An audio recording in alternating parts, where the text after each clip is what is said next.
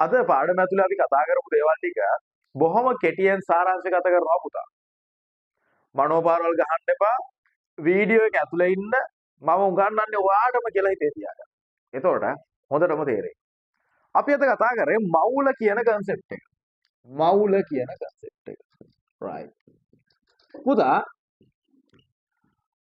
මවුලයක් අර්ථකථනය කරනවා ඇවගාඩ්‍රෝ සංඛ්‍යාවට නැත්නම් ඇවගාඩ්‍රෝ නියතයට සමාන සංඛ්‍යාවක් කියලා. ඇවගාඩ්‍රෝ නියතයේදී කියන්නේ 6.02 වැඩි කිරීම 10 23 නේ පුතා. එතකොට නිකමට හිතන්නකො පුතා මම මෙන්න මේ මාකපෙන් ගේනවා 6.02 වැඩි කිරීම 10 23යි. ඉතින් ලොකු ප්‍රමාණයක් ගෙනල්ලා මම ගොඩ ගහනවා මේ. අන්න ඒකට මම කියනවා මොකක් කියලාද? මාකපෙන් මවුලයක් කියලා. පැහැදිලිද? මම පුටු ගෙනල්ලා ගොඩ ගහනවා 6.02 වැඩි කිරීම 10 23. ඒක මොකද්ද පුතා? පුටු මවුලයක්. මම මිනිස්සු ගෙනල්ලා එකතු කරනවා 6.02 වැඩි කිරීම 10 23. ඒක මොකද්ද? මිනිස්සු මවුලයක්. එතකොට පුතා මොකද්ද මේ අණු වල මවුල සහ පරමාණු වල මවුල කියන්නේ? නිකමට හිතන්නකො පුතා වැලි ගොඩක් නිර්මාණය වෙන්නේ වැලි යටේ එකතු වෙලානේ. මෙතනින් පුතා මම කිරලා කරලා ගන්නවා කොහොමරි ගණන් කරලා ගන්නවා වැලියට 6.02 වැඩි කිරීම 10 23. මේක මොකද්ද? මේක වැලි මවුලයක්. දැන් පුතේ වැලි කොහොම හරි ගණන් කරා කියන්න ප්‍රායෝගිකව නම් බෑ 6.02 වැඩි කිරීම 10 23 කියන පට්ට ගන්න. හරි. මෙතනින් පස්සේ බිංදු තව කීයක් තියෙනවද? 20ක් එනවා. එතකොට පුතේ වැලියට එහෙම ප්‍රමාණයක් ගත්තොත් වැලි මවුලයක් ඇහැටවත් පේන්නේ නැති යකඩ මවුලයක් ගන්න. පරමාණු ඇහැට පේන්නේ නැහැ. කොහොමද ගණන් කරන්නේ?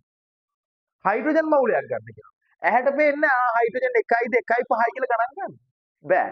එහෙනම් අපි දැන් බලමු කොහොමද අපි අවශ්‍යතාවය මත දැන් මට කියනවා ජල මවුලයක් ගන්න කියලා. මට කියනවා හයිඩ්‍රජන් මවුලයක් ගන්න කියලා. මට කියනවා නයිට්‍රජන් මවුලයක් ගන්න කියලා. කොහොමද ගන්න කියලා. right. පුතා අපි ඉගෙන ගන්නවනේ පරමාණු සහ අණු කියලා දෙන්නේ. පරමාණු. දැන් හයිඩ්‍රජන් එක්කෙනෙක් ගත්තාම ඒක පරමාණු. ඒතර කාබන් එක්කෙනෙක් ගත්තොත් පරමාණු. ඔක්සිජන් එක්කෙනෙක් ගත්තොත් පරමාණු. අපි නිකමට හිතුව පුතා H2 අන්න අණුවක්. CO2 වෙනස් වර්ගයේ දෙන්නෙක් එකතු වෙලා අණුවක්. H2O අන්න අණුවක්. පැහැදිලිද පරමාණු සහ අණු අතර වෙනස? දැන් මට ඕනේ මෙන්න මේ පරමාණු මොකක් හරි එකක් දෙන්නොත් ඒකෙන් මවුලයක් ගන්න හැටි හොයා ගන්නයි. අණු වල අපි හිතමුකෝ ජලය කියලා. ජලයේ මවුලයක් ගන්න කිව්වොත් ගන්න හැටි හොයා ගන්න. මනෝපාරවල් ගහන්න එපා, පිස්සු කෙලින්න එපා, කල්පනාවෙන් ඉන්න කියලා දෙනවා පුතේ ඈ. නියමයි. මම පුතාට මතක නම් අපි ඉගෙන ගත්තා සාපේක්ෂ පරමාණුක ස්කන්ධ කියලා જાතිය.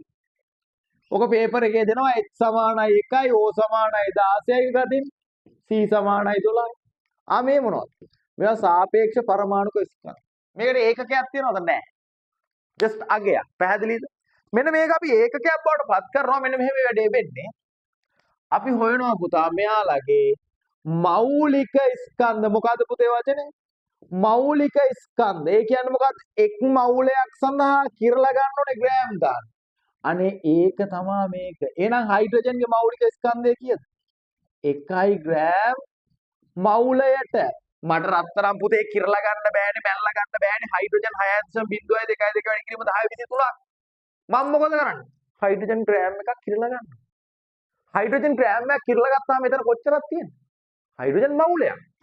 පැහැදිලිද? මොකද කෙනෙක්ගේ සාපේක්ෂ පරමාණු ස්කන්ධයට සමාන ප්‍රමාණය තමයි ආයේ මොකක් වෙන්නේ? මෞලික ස්කන්ධය. පැහැදිලිද? එතකොට මම කාබන් ඔක්සිජන් ගන්න ඕන. ඔක්සිජන්ගේ මම ගන්න ඕන කොච්චරද?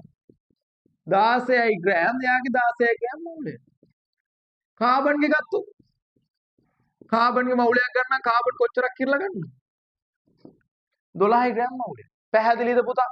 මෙන්න පරමාණුවක මෞලික ස්කන්ධය ගන්න හැටි. එක මවුලයක් සඳහා ඊළඟට අණුවක right ලොකුම අණුවක් ගන්න C6H12 O6 දෙනවා සාපේක්ෂ පරමාණු ස්කන්ධ C12යි O16යි H1යි right.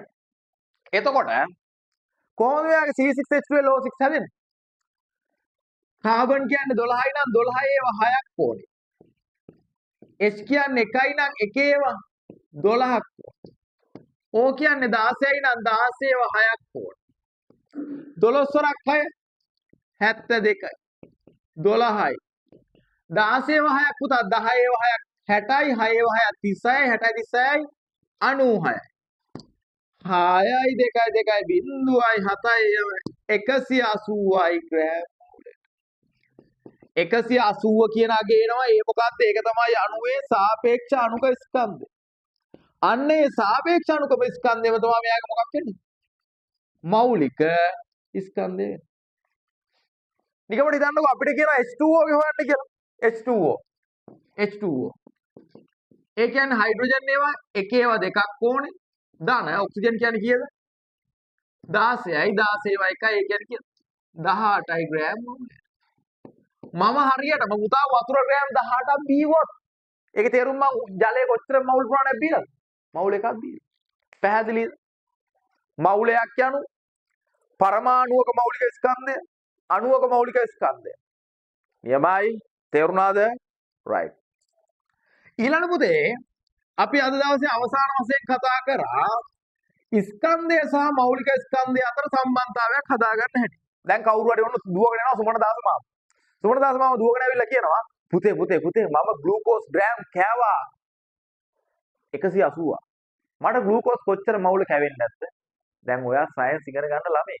4 විල් ලැජ්ජා වෙන්න ඕන පුතා. හරියට උත්තරේ දුන්නේ නැත්නම් චාටර්නේ අවුල්නේ. එහෙනම් එහෙම නොවෙන්න බලා ගන්න කියලා දෙනවා තියරිය. ආය අමතක කරන්න එපා මැරෙනකන්.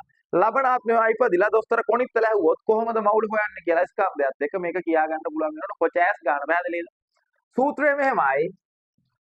මවුල ප්‍රමාණය සමානයි පුතේ ස්කන්ධය බෙදීම යාගේ මෞලික ස්කන්ධය.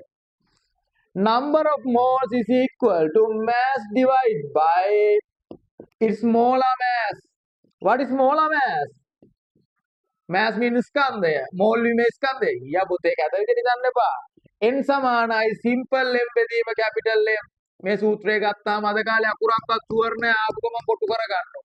ස්කන්ධයම අයිනවා ග්‍රෑම් වලින් පුතේ මෞලික ස්කන්ධයම අයිනවා මවුලයට ග්‍රෑම් වලින් ග්‍රෑම්ට ග්‍රෑම් කපුණාම පුතා මවුල උට්ට ගියාපුවා මේක උත්තරේ කාගෙන් එනවද? මවුල වලින් එනවා. හරියටත් උඩ මවුල වලින්. තමයි අපි අන්තිමේට විරාපු සූත්‍රය. පැහැදිලිද? උදාහරණයක් දෙන්නම් මෙන්න මෙහෙම. අපිට කියනවා අර මාම කිව්වා වගේ 180යි ග්‍රෑම් ඇතුලේ තියෙන මවුල ප්‍රමාණය හොයන්න කියලා. දානවා සූත්‍රයේ ග්ලූකෝස්ගේ n සමානයි සිම්පල් m බෙදීම කැපිටල් M. කොච්චරද දැන් කාලා තියෙන්නේ මේ මාම? ග්‍රෑම් 180ක් C6H12O6 ගේ හදමු පුතා මෞලික ස්කන්ධය. කාබන් කියන්නේ 12 ඒවා 6යි. ධන 1 ඒවා 12 ධන මේක 16 ඒවා 6 පුතා. ඒ කියන්නේ අපිට කලින් උත්තාව 180යි ග්‍රෑම් මවුලයට තමයි ග්ලූකෝස්ගේ මෞලික ස්කන්ධය. ඒක දැම්ම මෙතෙන්ට 180යි ග්‍රෑම් මවුලයට අවුස්ඩ ග්‍රෑම්ට ග්‍රෑම් කැපුණා 180ට 180 කැපුණා මවුල උට්ටාවා මවුල එකයි. පැහැදිලිද සූත්‍රය යූස් කරන හැටි? එහෙනම් පුතා ඒ ටික තමයි අපි ප්‍රශ්න ගොඩක් එක්ක අද දවසේ කතා කරේ. එහෙනම් අපි ඊළඟ දවසේ පන්තියේදී මේක ඉතුරු ටික වගේම බලය තාපය වගේ ඉතා දරුණු ගණේ තේරුණාද? දරුණු ගණේ වල බය කරලා තියෙන පාඩම් වල බය අරිනවා. පැහැදිලිද? බය කරලා තියෙන පාඩම් වල බය අරිනවා. පාඩම ඔයාට බය වෙන තත්ත්වයට ඔයාව හදනවා. හැම වෙලේම අපිත් එක්ක ඉන්න අපි මේ ක්‍රියාවලිය ඇතුලේ පුතා අවුරුදු 12ක් ඉන්න මිනිස්සු. right? මාත් එක්ක මගේ ටීම් එකේ ඉන්නවා. ඊළඟට අපි අපේ පන්ති සඳ සහ සිකුරාදා 7 ඉඳලා 9 වෙනකම් පන්ති පැවැත්වෙනවා. ඒතකොට ඉරිදට පුතා තියෙනවා අපි මොකද්ද? සතියක් කර සතියක් ප්‍රී සෙමිනාර් එක. ඊට පස්සේ අපි පේපර් බෑක් එක තියෙනවා. සිංහල අකුරු දන්නවනේ. අපිත් එක්ක ඉන්න. ඔයාගේ විද්‍යාව කොට දානවා. එහෙනම් තෙරුවන් සරණයි. ජය වේවා, සුබ වේවා. ටටා බයි පුතා.